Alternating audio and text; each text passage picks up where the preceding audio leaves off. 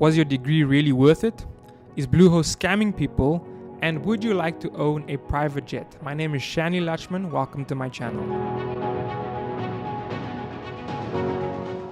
So again, everybody, welcome to the show. Firstly, there was an article in The Economist, and the article was titled, "Was your degree really worth it?" And basically the article is saying that people are losing confidence in their university degree. People have gone through university, they have a degree, and even students as well are starting to lose confidence as to whether or not getting a university degree is actually worth it. And the article actually says that the data that's coming in now is starting to show why people are losing confidence in university degrees. Now, I want to give you a bit of my experience. When I was in university, when I was in my final year of university, the Dean of Engineering sat all of us in the final year of engineering, sat all of us down, or let me not say sat all of us down, that sounds like a children's class.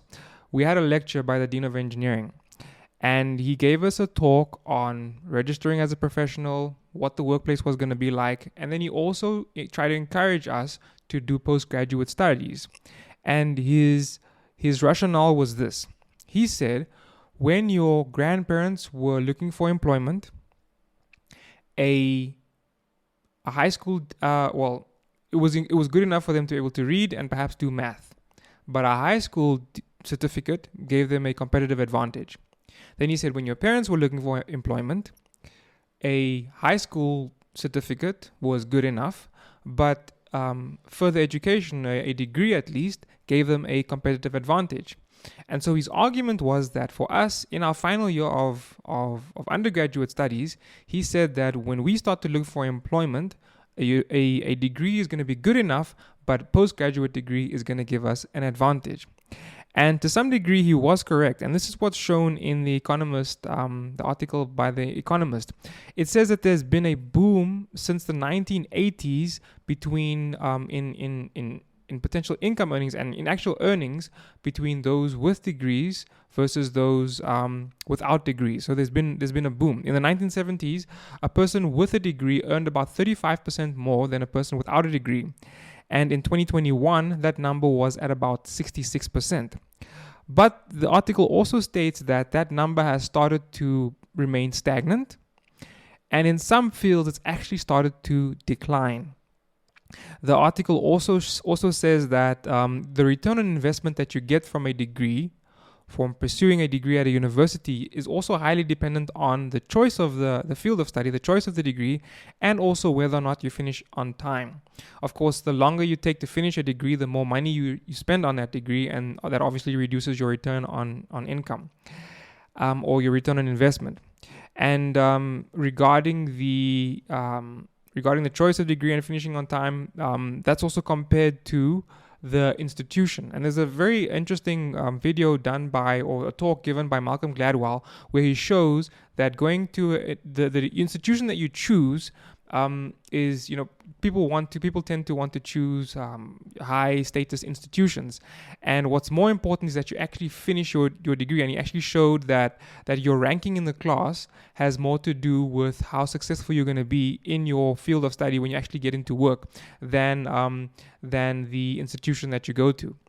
But that aside, again, return on investment is much better depending on the choice of degree and also whether or not you finish on time.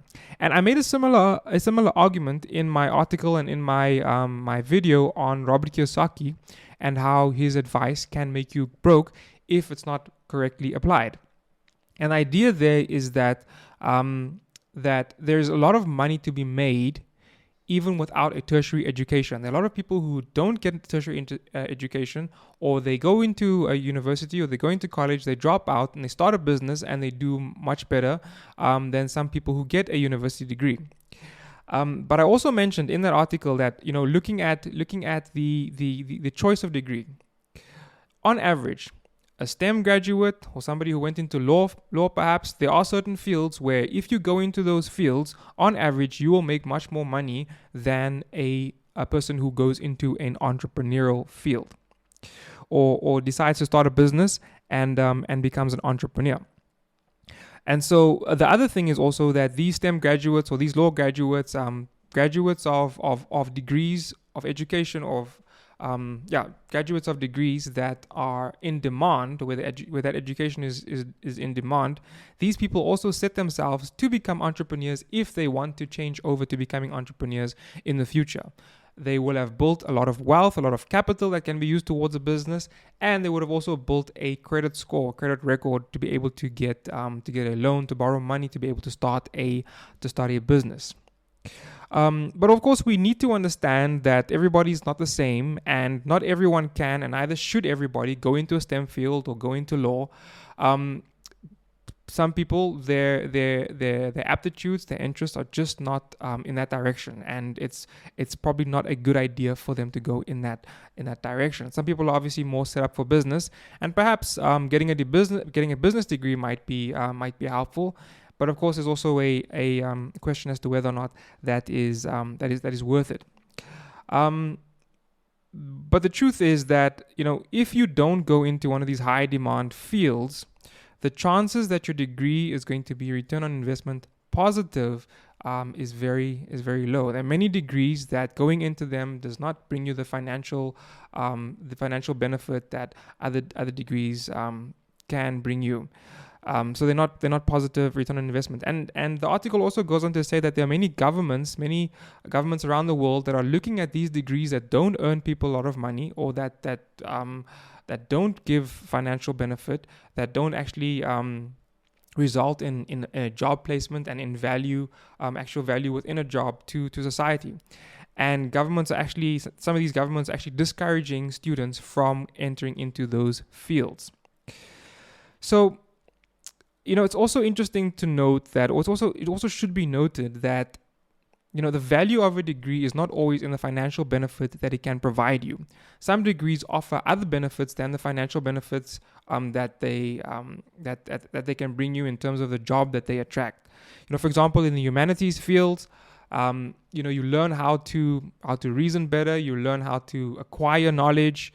You learn how to formulate arguments and to be able to debate on certain issues. There's also the opportunity in many fields to do networking, and as the saying goes, your network is your net worth. And this is certainly true in some of these areas. You have more opportunities to network with other people, and that might in the future lead to business. And very often STEM graduates, for example, don't get this. STEM graduates learn how to do math, they learn how to do science, but they don't necessarily learn how to talk to people, to formulate arguments in words. We often tend to be able to write out equations and then give a reason, why we should go a certain direction because of this equation that says so. But then, communicating that to end customers, communicating that to executives becomes a bit of a difficulty because we haven't learned how to use our reasoning skills in everyday language. So also, in terms of networking, STEM graduates spend a lot of time in their studies, or STEM students rather spend a lot of time in their studies and don't often pay attention or don't often place a high regard on networking with other people, and it's to their detriment. So there's value in education outside of the financial benefit that it can bring you in terms of the job that it can attract. But of course, this is very risky. You might go into one of these fields that, where you're unlikely to get a job. So you'll be without a job, you'll be out of pocket because you spent money on this degree, and you might even be in debt because you've taken out a loan to be able to do this degree. And for many people, or the majority of people, especially in South Africa, it's just not worth it. It's getting an education that earns a high income because of the job that it attracts. For that, that route is much more attractive and certainly more appealing, and essentially a necessity for many people in South Africa. So was your degree worth it? It really depends on the outcome that you desired. If you were looking for the financial benefit and you studied a degree that doesn't bring you that, then of course it was not worth it.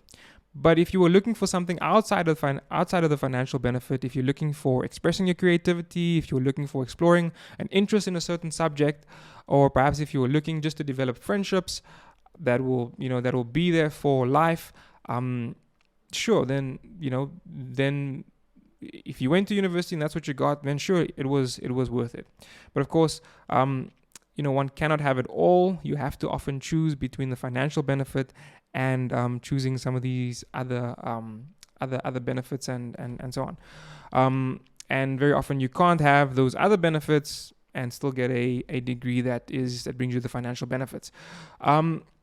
Of course, there is a bit of a spectrum. If you're studying engineering, for example, you can make you can be more intentional about building networks, about building friendships. You can perhaps have hobbies outside of your studies. But anyway, these are definitely things to think about when choosing a direction to go into, choosing whether or not a degree is worth it for you, and choosing choosing what degree you want to study. Moving on, is Bluehost scamming people? I had a really bad experience last week with Bluehost. Bluehost, of course, is a web host. I made some changes to my website. I use WordPress, and the reason I use WordPress is because it's fairly simple to use, and there's also a lot of benefits, a lot of support all over the internet. If you're struggling with something on your website, you just Google, this plugin is not working, what can I do? And you get you find information. You find a lot of people out there that might have had the same issue, and they can help you with it.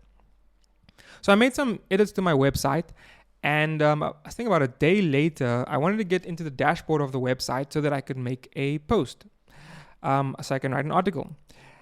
And I was unable to do so. I got this error, 403, I think it was, 403 forbidden.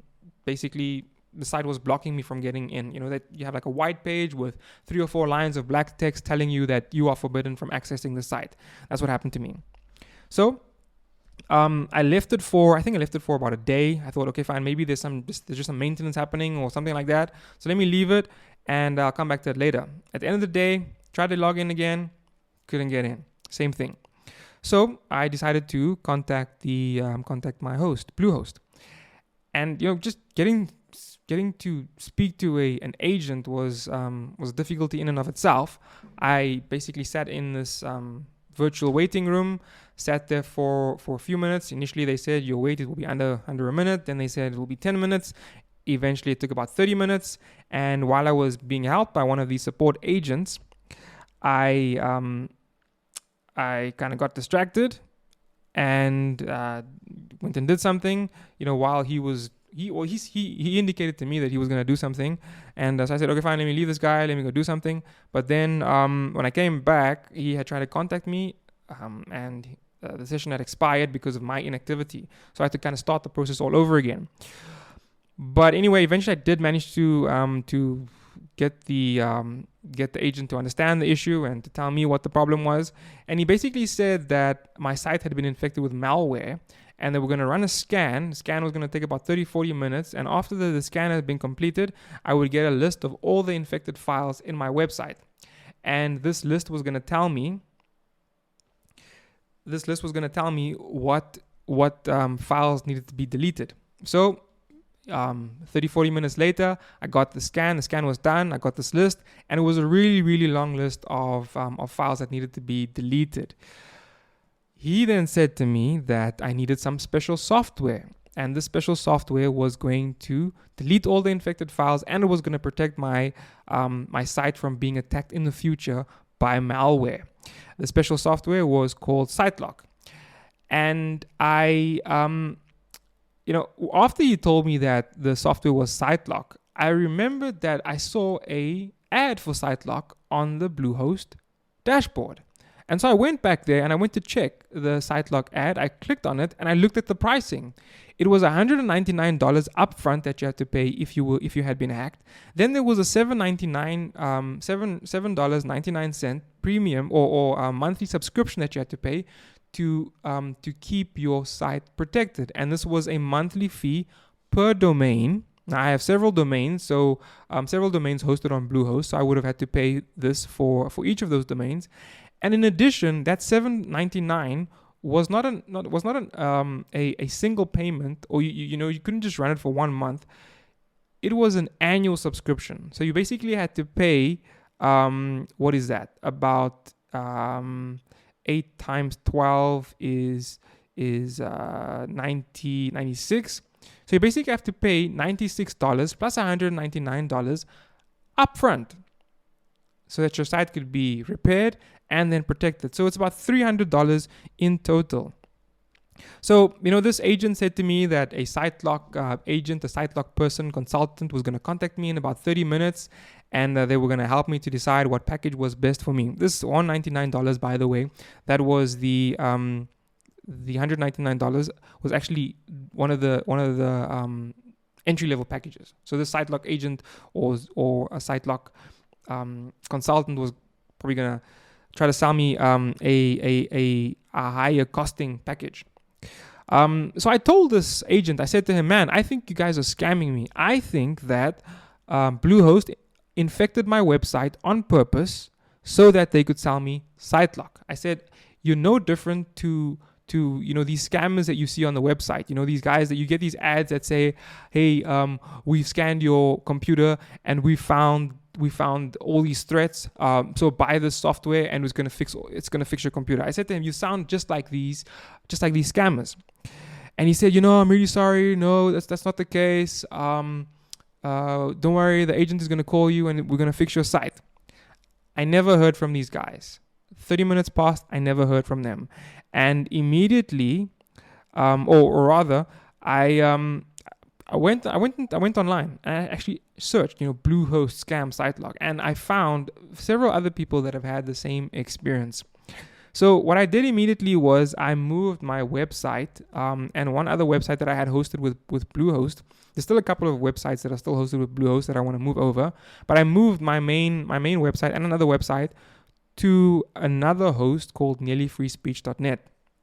Now, Nearly Free Speech is it's not for everyone.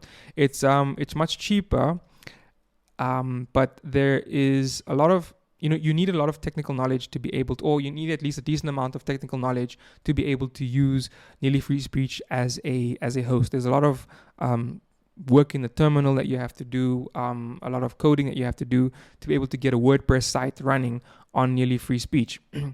But it's quite a bit. It's fairly cheap. It's actually much cheaper than a commercial host, and it's certainly much more secure. And of course, moving the site over, I lost some info. There's some posts that I kind of had to repost, and obviously didn't do all of them because that would take a long time. But it's okay. I think with time I'll build up another body of posts on my website. And of course, I'm definitely gonna make sure that I back up my site more often.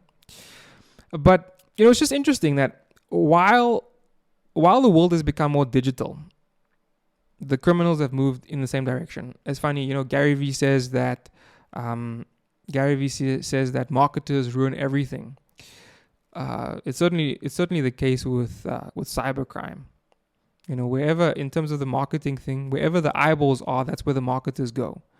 And in criminals, wherever the business is, that's where the criminals are. And so as things become more digital, we're certainly seeing a rise in cybercrime. And I can't prove that Bluehost actually intentionally infected my website so that they can sell me SiteLock. It certainly looks that way, but of course I can't prove it. But if they did, this would be, you could call this extortion. You could also call it, you can even call it racketeering, causing problems so that they can profit off those who are, this results in a misfortune for people and trying to make a profit off it. And so there's lots of new threats. And I'm certainly hoping that this is not the case. I'm certainly hoping that these large companies don't find themselves on the wrong side where they actually become the criminals. And so I just want to say, be safe out there. Okay, lastly, there is a video. There's a video that has been circulating on social media. And the video is about private jets and about how many people are posting, how they having champagne and so on private jets, how they're having a luxury time on private jets. And the video is also basically saying that most of these people who are doing this don't understand the value or the purpose of a private jet. Listen to this. One of the most hilarious sights on social media are people sipping champagne and eating caviar on a private jet. This just shows you that they actually have no idea what the point is of private air travel. A lot of people think private air travel is all champagne and all this luxury experience. Private air travel is for saving time. The reason you're on that jet is because your hours are worth so damn much, it would cost you too much to take a commercial flight. You'd miss the meeting, you'd miss the concert, the stadium that you're performing. In fact, that jet is a cheaper way for you to get around the world because you can do more meetings, you can play more shows, whatever. 99% of people on social media aren't thinking about it like this. They're renting the jet, they're thinking they're being a big shot, they're having a luxury experience. Their hours aren't booking at the same rate. It doesn't make any sense for them to be on a private jet. A private jet should be making you money. It's not a luxury experience, because if you own a private jet, if you are operating a private jet, I can assure you, you are not wasting a single second to post about it and put it on social media. Okay, so Sam Walton. Sam Walton, in his book Made in America, describes his reason for getting an airplane. Okay, now Sam Walton, of course, he is the founder of Walmart, and the Walmart opened many, probably hundreds of stores all over the U.S., all over America, and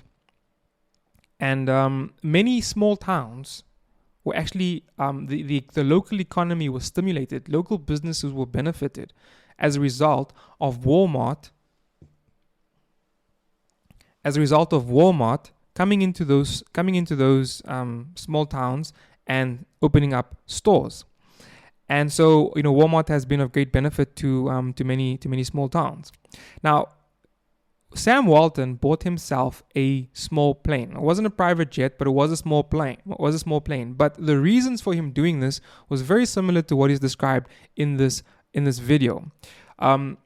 For many of these small towns, it was very difficult to get to them, or it would take a very long time to get to them by road or by commercial plane. And so when they started up opening these stores in small towns, it was much quicker and much easier for him to get to those stores and do the business that he needed to do that with a plane that he bought, rather than to do it commercially. And many of these stores probably would have taken much longer time, years even, to open than they did, or it would have taken him much longer time to open than they did with him having that plane and being able to go there and do business. Warren Buffett, one of the richest men in the world, and certainly at some point the richest man in the world, Warren Buffett owns a private jet, and it's well known that Warren Buffett is well known for his frugal spending habits. While Warren Buffett is known, for example, for getting his breakfast or his lunch at McDonald's, and there was a time where one of Warren Buffett's friends advised him that he needs to get a private jet, and he did get the private jet, but because he had been such a critique of luxury spending, and because of his frugal habits, he named the plane, he named the aircraft, he named it the Indefensible, basically saying that he couldn't justify him spending the money to purchase this private jet. And with time, Warren Buffett realized the benefit of a private jet. He realized how efficient it made him at doing his business, and years later he actually renamed the jet. He renamed the aircraft the Indispensable. Now, on my side, I had the privilege of getting some mentoring advice from a CEO of one of the leading mining companies here in South Africa. And at the end of our call, he said to me, Shanley, I hopefully you'll implement some of these things that I've given you, that I've spoken to you about, and I look forward to you one day inviting me for a ride or for a flight in one of your private jets. Now, there are a couple of ways of getting there. There are two routes of getting there. The one route is to make lots of money, possibly even scamming people, The one way is to make lots of money and then spoil yourself with a private jet flight. Perhaps you and your friends, you spoil yourselves, you have a good time, you, as it says in the video, drink champagne, take some pictures, eat caviar, whatever. That's the one route. The other route is to become so valuable to the people that you are serving that using a private jet becomes a necessity. Now, one could argue about which of those routes is harder. It could be harder to kind of work hard and make yourself valuable. It could also be harder to try to make lots of money where making money is the main goal. So you could argue which route is harder, but the route of becoming more valuable to society, being more valuable to the people you serve, being more valuable to your customers is certainly much more sustainable. Making lots of money and then spoiling yourself with a private jet flight, that might be a once-off thing. Maybe once or twice you could do that. But if you become so valuable to your customers, to those you serve, to your clients, that it becomes a necessity, then flying in private jets becomes something that's commonplace. It becomes very common. You do it very often. And this route of becoming more valuable is the route of the truly wealthy. The route of guys who have built companies, they've become valuable to their clients, they've become valuable to the people they serve. That's the route they take. And I certainly think that that's the route that I would like to take. And hopefully call up that CEO and tell him, hey, let's go for a flight. We probably won't be having a luxury time on that private jet. Perhaps we'll be having a meeting. But that's the route I would like to take. And I certainly hope that's the route you might want to take as well. I hope you enjoyed that video. Please feel free to browse my channel to see if there's other videos that interest you. And please do go to my website, www.shanleylachman.co.za for detailed articles on similar topics.